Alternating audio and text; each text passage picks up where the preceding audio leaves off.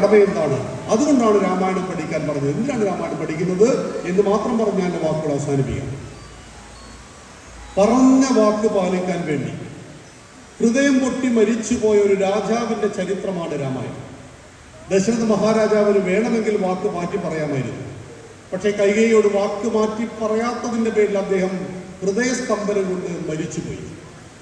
അച്ഛൻ്റെ അഭിമാനം തൻ്റെ അഭിമാനമാണെന്ന് തിരിച്ചറിഞ്ഞ് അച്ഛൻ്റെ വാക്ക് പാലിക്കുവാൻ 14 കൊല്ലം കാനനത്തിൽ പോയ രാമന്റെ ചരിത്രമാണ് രാമായണം.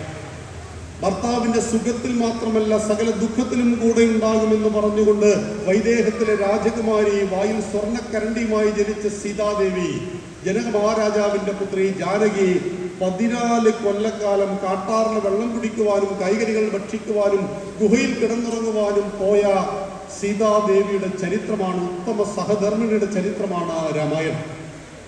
ജ്യേഷ്ഠൻ കാട്ടിലേക്ക് പോകുമ്പോൾ കൂടെ പോകുന്ന ലക്ഷ്മണനോട് രാമൻ ചോദിക്കുന്നുണ്ട്, നീ എന്തിനു വരുന്നു ലക്ഷ്മണ? നിന്നോട് കാട്ടിലേക്ക് പോകുവാൻ പറഞ്ഞില്ലല്ലോ കൈകേയി മാതാവ് എന്ന്. ഈ സമയത്ത് ലക്ഷ്മണൻ പറഞ്ഞൊരു മറുപടിയുണ്ട്, വന്യമൃഗങ്ങളും ഘോരമൃഗങ്ങളുമുള്ള കാട്ടിൽ എൻ്റെ ജ്യേഷ്ഠന് കാവൽ കിടക്കുവാൻ, ജ്യേഷ്ഠത്തി അമ്മയ്ക്ക് കാവൽ കിടക്കുവാൻ മറ്റാരുണ്ട് എന്ന്. അർഹമല്ലാത്ത സിംഹാസനം കൈവെള്ളയിൽ വന്നു ഭരതന്. ഒരു വാർഡ് മെമ്പറാകുവാൻ വേണ്ടി ആളുകൾ തലതല്ലിക്കീറുന്ന നാട്ടിലാണ് ഒരു മഹാസാമ്രാജ്യം കൈവെള്ളയിൽ വന്നിട്ട് ഒരു നേരം പോലും ആ സിംഹാസനത്തിൽ ഇരിക്കാതെ ജ്യേഷ്ഠന്റെ പാതുകങ്ങളെ സിംഹാസനത്തിൽ വെച്ച് 14 കൊല്ലം രാജ്യം ഭരിച്ച ഭരതന്റെ ചരിത്രമാണ് രാമായണം. നന്ദിഗ്രാമിൽ പുൽപ്പായിൽ കിടന്നുകൊണ്ട് രാഷ്ട്രം ഭരിക്കുന്ന ഭരതനെ പരിചരിക്കുവാൻ വേണ്ടി നൈഷ്ഠിക ബ്രഹ്മചാരിയായി മാറിയ ശത്രുഘ്നന്റെ കഥയാണ് രാമായണം. ഒരച്ഛന് 3 അമ്മയിൽ ജനിച്ച 4 മക്കൾ സ്നേഹിച്ചതുപോലെയുള്ള സഹോദര ബന്ധത്തെ ലോകത്തിൽ എവിടെ കാണിക്കാൻ കഴിയും?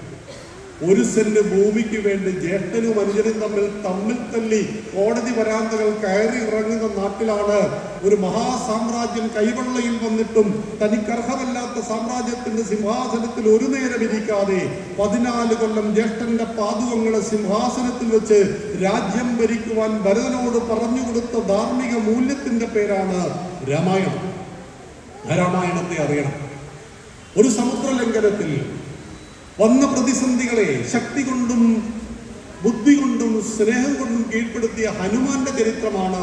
സുരസമാതാവിനെ ബുദ്ധി കൊണ്ടും ഛായാഗ്രാഹിണിയെ ശക്തി കൊണ്ടും മൈനാകത്തെ സ്നേഹം കൊണ്ടും കീഴ്പ്പെടുത്തി അതിമനോഹരമാണ് രാമായണം. ആ രാമായണത്തെ അധികരിച്ച് അധ്യാത്മരാമായണം, കിളിപ്പാട്ട്, അതാണ് മലയാളികൾക്ക് ഏറെ പ്രിയം.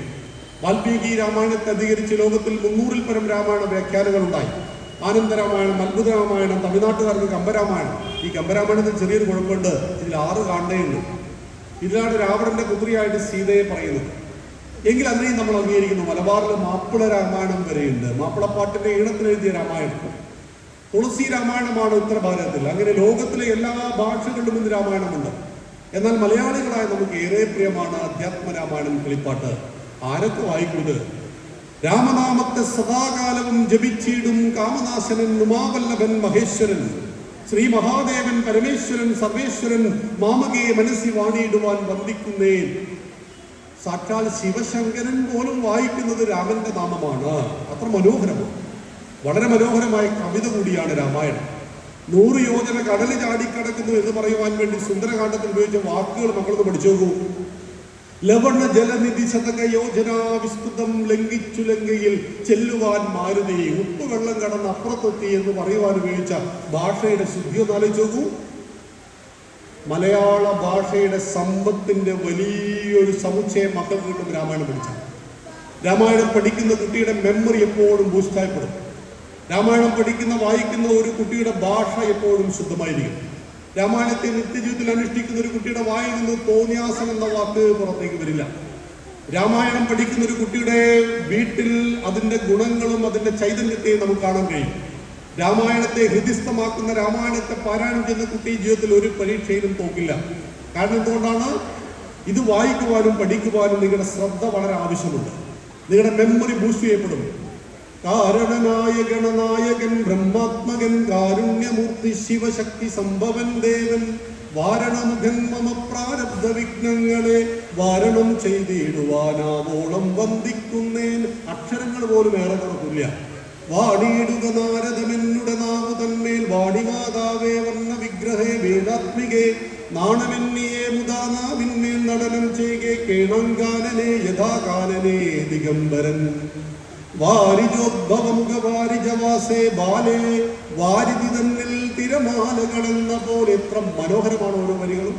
മക്കള് മനോഹരമായിട്ട് ഇന്ന് ബാലകാണ്ഡം ചൊല്ലുക കേട്ടോ. കൂടുതലൊന്നും പറയാനില്ല.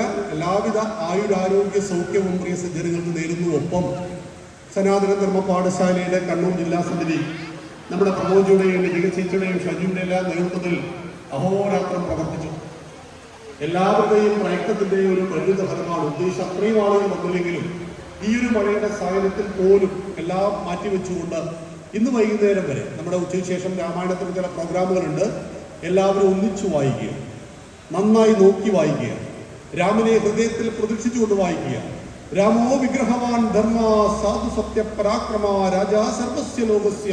ഇത് പറഞ്ഞത് രാമന്റെ ബാണമേറ്റ് മരിച്ചുപോയ മാരീചനാണ്. സ്വന്തം മരണം ആരുടെ കൈകൊണ്ടാണോ അയാളെ കുറിച്ച് കൊല്ലപ്പെട്ട ആള് പറയുകയാണ് രാമോ വിഗ്രഹവാൻ ധർമ്മ. ഇയാൾ ധർമ്മ